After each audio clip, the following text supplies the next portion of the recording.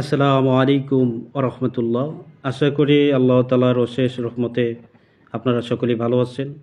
আজকে ভিডিওতে বলে দিব যারা আমার কাছ থেকে মুমিন জিন পড়ি মোয়াক্কেলাত বুজুর্গ নিচ্ছেন, যাদেরকে আমি মুমিন জিন পড়ি মোয়াক্কেলাত বুজুর্গ দিচ্ছি, যারা আমার কাছ থেকে নিচ্ছেন তারা বারবার ফোন দিতেছেন, মেসেজ দিতেছেন যে ভাই মুমিন জিন কীভাবে ডাকবো, তাদেরকে কিভাবে হাজির করব, সেই নিয়মটা আমাদের বলে দিলে আমাদের জন্য সুবিধা হয় তাদেরকে ডাকতে এবং তাদের মাধ্যমে কাজ করতে। তো আমি প্রত্যেকটা ভিডিওতেই বলে দিই যারা আমার কাছ থেকে মুমিন জিন পড়ি মোয়াক্কেলাত নিচ্ছেন তাদেরকে কিভাবে ডাকবেন, হাজির করবেন, বিস্তারিত নিয়ম আগে থেকেই বলে দিই। এরপরও যারা বুঝেন না তাদের জন্য আজকের ভিডিওটা। তো প্রথমেই বলবো যে যারা মুমিন জিন নিচ্ছেন তারা অবশ্যই নামাজ পড়বেন। হ্যাঁ, তারা ইসলামের নিয়মকানুন মেনে চলবেন, ভালো কাজগুলো করবেন, খারাপ কাজ করতে চাইবেন না। যদি খারাপ কাজ করেন তাহলে যে মুমিন জিন নিচ্ছেন ওই থাকবে না, আমার কাছে পুনরায় চলে আসবে। তো অনেকে প্রশ্ন করেন যে ভাই আপনি মুমিন জিন পড়ি অথবা বুজুর্গ মোয়াক্কেলাত এগুলো কীভাবে দিয়ে থাকেন।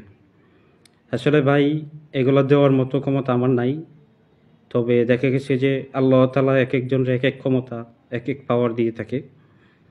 তো এই তদবির লাইনে জানারও শেষ নাই, শেখারও শেষ নাই। তো যে যে বিষয় নিয়ে কাজ করে তার সেই বিষয়ে পারদর্শিতা লাভ করে। তো আল্লাহ তাআলার দরবারে লাখো কোটি শুকরিয়া যে মালিক তৌফিক দিচ্ছেন। আমি আল্লাহ তাআলাকে স্মরণ করে আল্লাহর কালাম পড়ে ডাক দিলে আল্লাহর পক্ষ থেকে অসংখ্য অগণিত মুমিন জিনের সর্দার, হ্যাঁ, মোয়াক্কেলাতের সর্দার, পরিদের সর্দার এসে হাজির হয় এবং তাদের অনুমতি ক্রমে, তাদের আদেশে, তাদের সাথে আলোচনার সাপেক্ষে আমি মুমিন জিন পড়ি অথবা বুজুর্গ দিয়ে থাকি। তাদের সাথে যে আলোচনাটা করি, যে দেখা গেছে যে এক ভাই অথবা এক বোন দীর্ঘদিন যাবৎ কী করতেছে, জিন হাজির করার জন্য চেষ্টা করতেছে, পরি হাজির করার জন্য চেষ্টা করতেছে।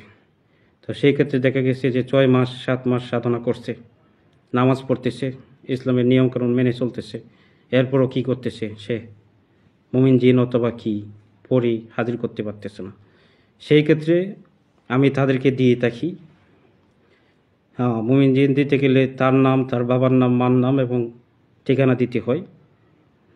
তো নাম ঠিকানার উপর পাঠানো হয়। হ্যাঁ, দেখা গেছে যে যে সর্দার আছে এই সর্দারের মাধ্যমে তাদেরকে পাঠানো হয় এবং এভাবেই দেওয়া হয় যে ইসলামী নিয়মকানুন মেনে চললে তার সাথে, হ্যাঁ, যে পর্যন্ত তার হায়াত আছে সে পর্যন্ত সে থাকবে, বাধ্য করে দেওয়া হয়।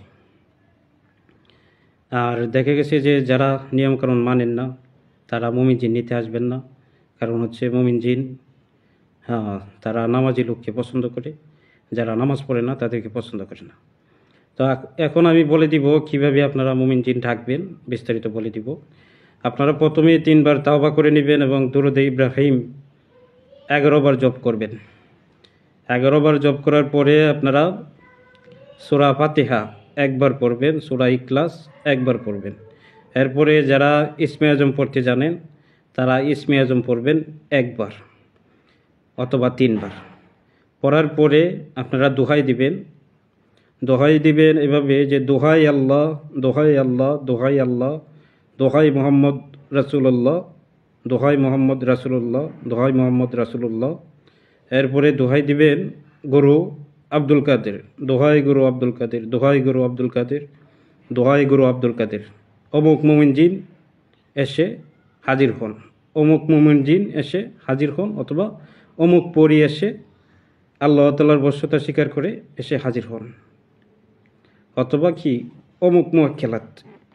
প্রত্যেকটার নাম কিন্তু আমরা বলে দিই যে আপনি 2টা লোক নিচ্ছেন, 2টা লোকের নাম কি এবং তাদের কিভাবে ডাকবেন এখানে কিন্তু বিস্তারিত বলে দেওয়া থাকে। তো তাদের নাম স্মরণ করবেন এবং ডাক দিবেন।